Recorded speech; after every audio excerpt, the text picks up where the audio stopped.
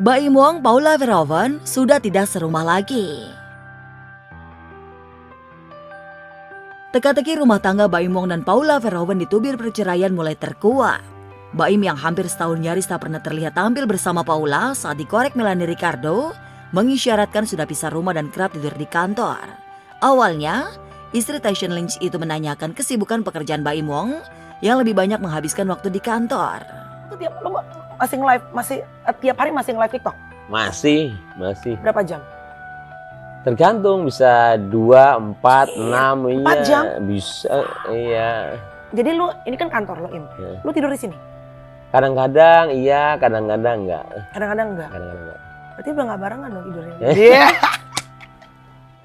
Kalau soal itu ya, kalau kita sebenarnya udah cerita. Tipis-tipis ya, kita udah cerita. Kita udah cerita. Ya kita doakan saja dong yang terbaik. Biarin aja yang kepo netizen aja ya.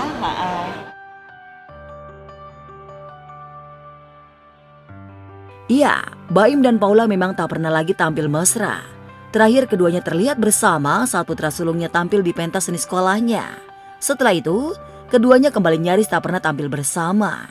Lantas, benarkah di tahun ke-6 pernikahan, Baim Paula sering bertengkar hebat hingga berujung cerai? Tapi kan gak semuanya bisa Cuman pasti permasalahan itu ada dalam keluarga. Iya.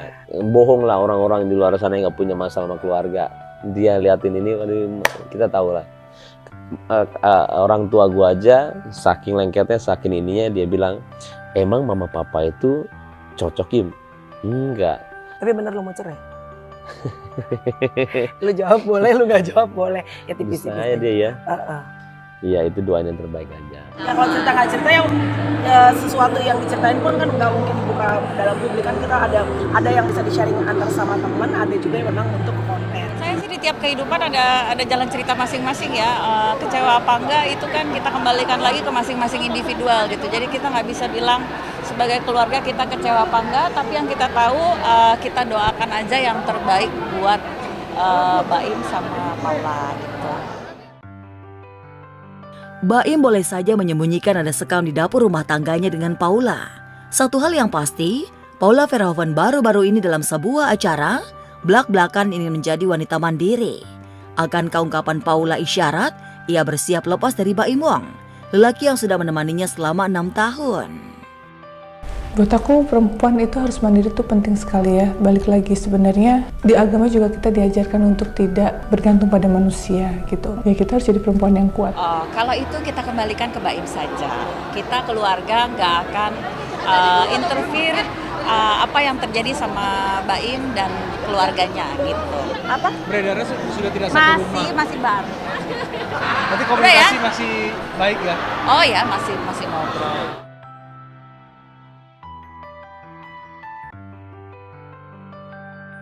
Baik ya, lo sama keluarga lo dengerin nih baik-baik ya. Dan apa gue cari tahu ya, Ready 2022. Ini negara Indonesia cuy. Lo tuh Kristen bukan Islam, gak bisa nikah siri. Ya nikahin lo dari gereja mana, pendeta siapa? Ya, semua harus jelas surat-suratnya. Lo pikir bisa kebaktian tanpa ada surat tanda tangan, hah? Disindir mantan istri, Stefan William muncul angkat bicara. Setelah sebelumnya Shelin Evangelista ngamuk di sosial media, akhirnya Stefan William muncul buka suara. Ya, beberapa hari lalu memang beredar video Shelin marah-marah yang mempertanyakan keaslian surat pernikahan Stefan yang tak lain adalah mantan suaminya. Tapi kini, Stefan menjawab dengan tegas bahwa pernikahannya dengan Ria Andrew sah dan memiliki surat-surat, tidak seperti yang diragukan oleh Shelin. Dan mungkin sama Ria ya, saya udah menikah 8 September 2022, itu sah, ada suratnya semua, itu jelas. Nggak ada bohong sama sekali, bisa cek langsung ke gereja.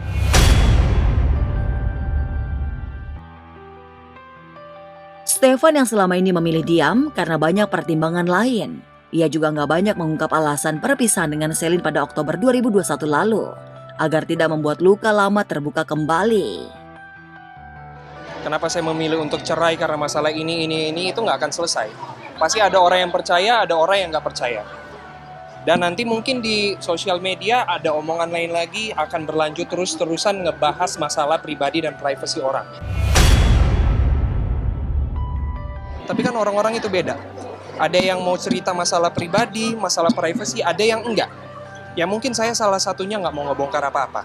Ada yang harus diceritain, masalah privacy atau pribadi mungkin ada tapi sedikit, nggak semuanya. Mungkin gue salah satu orang yang nggak akan ceritain itu. Meskipun di tengah nada sumbang dari para netizen, Stefan terlihat cuek dan justru memperlihatkan kedekatan dirinya bersama anak-anaknya. Harapan ayah, semoga kalian tetap bersama. Ayah mencintai kalian, anak-anak gantengku. Di saat kabar pernikahan Stefan dan kekasihnya saat ini, Celine justru memposting ulang kalimat yang mempunyai makna yang cukup dalam tentang arti memaafkan. Dan untuk melihat lebih jauh lagi, tanggapan Celine untuk pernyataan mantan suaminya itu, Celine justru mengunggah postingan sedang liburan di Bali. Dan Celine tampak happy mengurus anak-anaknya. Video Andre Taulany viral soal perselingkuhan, Rin lakukan pembelaan.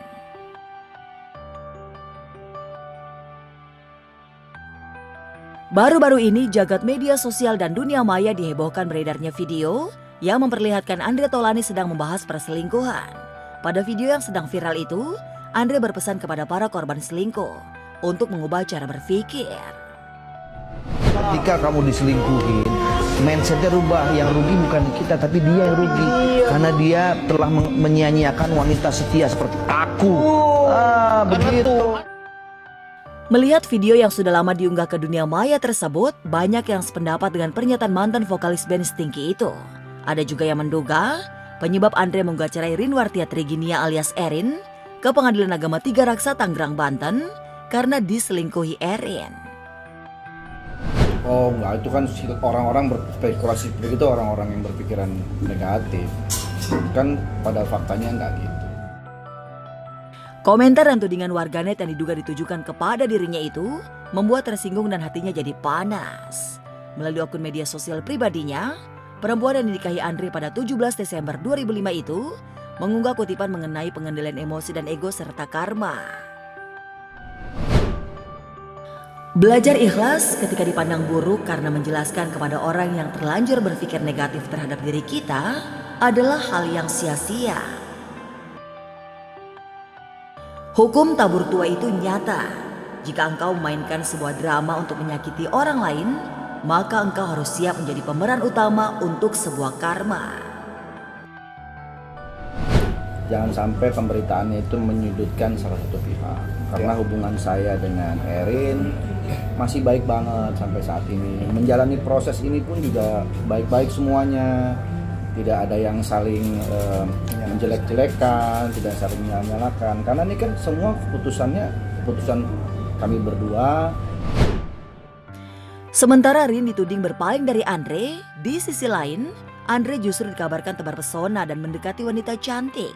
Meskipun status Andre belum resmi bercerai dari Rin.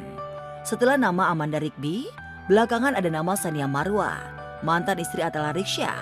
Dalam sebuah program televisi, Andre secara terbuka menunjukkan ketertarikannya kepada Sania Marwa. Di mata bapak dua anak ini, menilai Sania Marwa memiliki daya tarik yang sangat disukai kaum pria. Wow, sepertinya Andre sudah tidak sabar ingin cari pengganti Rini. Dulu kan waktu itu mikirnya begitu, gue gak mau sama-sama artis lah. Udah biarin gue aja deh, gue mencari orang biasa aja gitu. Ya supaya kan jaminan juga. Iya, memang banyak, akhirnya memang gak banyak jaminan. Terus? Tapi pada saat itu pikiran gue ya kayak gitu.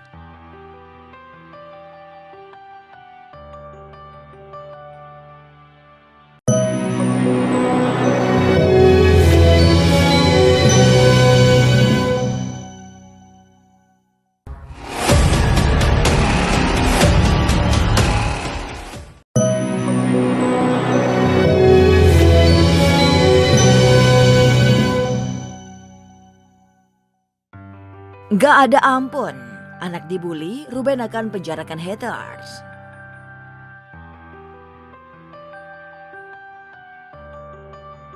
Amarah Ruben kali ini benar-benar tidak terbendung karena membaca komentar para haters yang menyebutkan anaknya dengan sebutan yang tidak pantas. Ya lo ribut ngatain gue apa juga gue gak ada urusan. Ini nggak bisa dibilang hal receh, tapi ini berbahaya sekali untuk mental anak-anak ke depan. Ya, dan dia melakukannya dalam keadaan sadar dan dia menulis caption, sadar dong, masa nulis caption berkali-kali nggak sadar, ya kan? Jadi lo udah nggak ada alasannya. Ruben ini kan salah satu orang tua yang sangat konsen untuk melindungi kepentingan anaknya ya. Sudah beberapa kali ada akun-akun yang nyenggol-nyenggol anaknya gitu ya, dari mulai dulu waktu anaknya masih kecil. Ruben pun tak segan-segan untuk memperpanjang kasus ini bila memang diperlukan. Dia benar-benar sudah tidak tahan dengan netizen yang tidak memiliki hati nurani. Berani lu berbuat ya berani tanggung jawab aja. Kalau saya mah udah gitu. Kan dia kan nantangin terus kan. Gayanya nantangin terus kan. Iya. Jadi buat saya ya nggak apa-apa kan, orang kan sosial media yang punya dia kan. Tapi kan orang-orang yang punya hati dan perasaan kan gedek banget ngelihatnya. Dia membuli anak yang memang bukan main sosial media atau mungkin membuat kegaduhan atau keributan. Lagi gue bilang, anak gue lo salah apa sama lo, nggak ada urusannya gitu. Tapi kan kalau nanti sudah bertemu dengan pelaku, ya saya pasti rilis kok. Iya, kemarahan Ruben terlihat sudah sangat memuncak dan tidak dapat terbendung lagi. Ruben juga berjanji akan mencari pemilik akun yang telah membuli anaknya. Datanya beliau, ibunya, kakak dan adiknya saya pegang semua gitu. Saya fokus untuk tentang kasus anak ini, saya lebih fokus lagi. Jadi saya, itu ya mas yang bilang, saya tidak mau terlena karena pujian atau dukungan. Tapi saya juga tidak mau down karena ada orang yang ngatain. Tapi alasan saya meneruskan masalah ini ke anak orang itu tersebut itu adalah ya karena ini dilakukan oleh orang yang sudah besar. Ia pun yakin Wenda sebagai ibu dari anak-anaknya akan melindungi kedua putrinya dari pemberitaan negatif di sosial media. Nggak perlu diceritain, udah pasti mereka tahu ayah saya membela saya. Gitu, itu udah pasti. Tenang ya, tenang deh Ci, Nia gitu. Pokoknya dia harus tumbuh kembang sesuai dengan usianya dia gitu.